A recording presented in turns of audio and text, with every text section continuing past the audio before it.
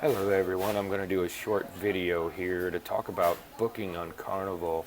Um, the reason I found it important is because we ran into an issue and we wanted to make some changes. And so we don't dislike Carnival, we don't have a problem with them. These are just some things that we found out that we want to make sure that everybody else knows about so that you don't run into some surprises as we did. Um, like I said, we're not mad, and I'm going to run through a booking a little bit and talk about some of the pricing and what it means and what kind of different pricing they have. So we'll get right into it. All right, so what I'm going to do is I'm going to choose this 7-day Western Caribbean cruise. So let's just say book now. Push the wrong button. There we go. Book now. It's going to open up a page. It's going to ask how many rooms you need. And I'm just going to select one room, hit continue. 2 guests, I'm going to continue, and then wants to know if I got any kind of things that we can save on. So I am a Florida resident, so I'm going to pick that. Live in Florida here, and I'm going to hit continue.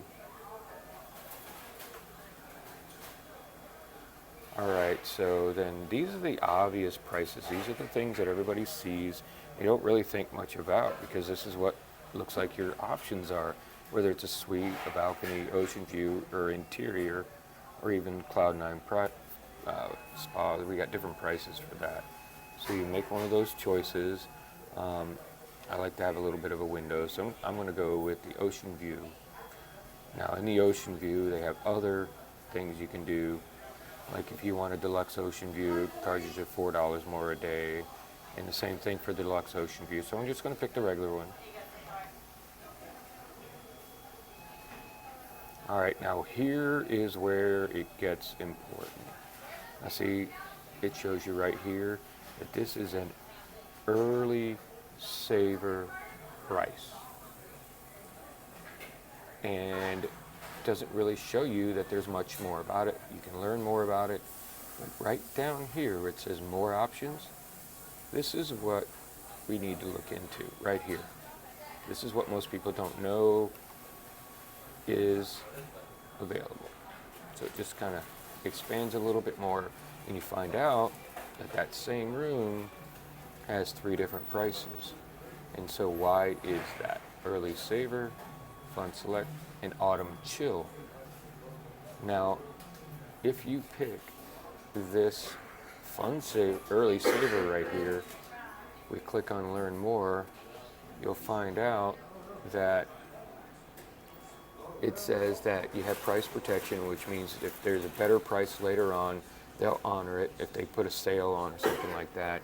But then in the disclaimer it says all cancellations that occur prior to the final payment due date will receive a non-refundable, non-transferable future cruise credit. US dollar amount of the deposit minus $50 per person service fee. Future cruise credit must be used on a sailings within 24 months from the date of cancellation. And so there is complete terms that they talk about also, depending on how far away it is from your sail date when you want to either make that change or cancellation. But you don't get your deposit back. You'll get a cruise credit of your deposit, and they'll take away $50 per person for doing that, even if you're just wanting to change ships. That's what we wanted to do. And so here's the other terms. And what this shows is, you can find this on their website, but this also shows that what happens on different sailings, like this is up to 5 days, this is 6 to 9 days, and then this is more than 10 days and what it is.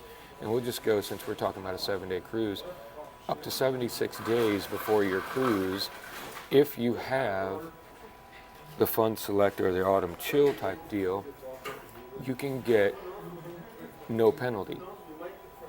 But if you have what they call a pack and go, which wasn't listed, and early saver or super saver fares, then you don't get your deposit back. You just get a cruise credit, take away $50. So be real sure that if you choose that fare, it is the cheaper one, that you're 100% sure that that's the one you're going to go on, and you're not going to want to make any changes. If you're going to want to, if you want more flexibility and you're not positive that you're not going to make some changes in the future, you may want to choose a different one. And then they talk about, excuse me, from 56 days to 75 days, that your cancellation charge will be your deposit. So you'll lose your whole deposit if you cancel within 75 days of your cruise. If you get down within 55 and 30 days, you'll lose your deposit or 50% of the total fare, whichever is greater. From 29 to 15 days, you'll lose 75% of your total fare. And within the last 14 days, you lose it all. They don't give it back. And so this is important things to know, and I know some people know this, but I wanted to make sure that everybody knew. All right, so that's good. And so if we go to the Fund Select and we look at its thing, it says that change fees are not assessed outside of the final payment window, which isn't of those other things. So that is the most expensive one, but then yet more flexibility. Let's say you want to make a change, within a few weeks, and you can, because they have the other room available you want or whatever. They'll let you do that without charging you any kind of change fees, but only on this rate. And so if you look at this stuff real good before you book a cruise with Carnival, or probably any cruise line, and I'm not saying that Carnival's bad for this, because they actually give you all this information on their website. But you got to know where to look for it. And so you can see the difference. It's $639 for the Super Saver, or Early Saver. I apologize, Early Saver. And for the Fund Select, which gives you all the flexibility and changes and stuff like that, it's $839 per person. So to have the flexibility, they charge you a lot anyway. So if you had two people going and you wanted to make a change, you paid $639. It's going to cost you $100 to change it.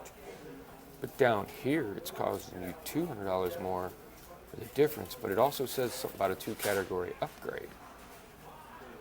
So I'm not really saying there's any right way or wrong way to book this. I'm just saying really think about it a lot before you make your choice and make your selection and actually book, that you don't have a problem later on if you want to make changes. Or if you did have a problem, or you lose money, or you just end up with a credit rather than get your money back, that you understand why, and that would be the choice that you make. So that's really all I got. Happy cruising, have fun. We've already got 2 cruises planned, and about 6 months from now, we're going to plan a third one. All right. Have fun.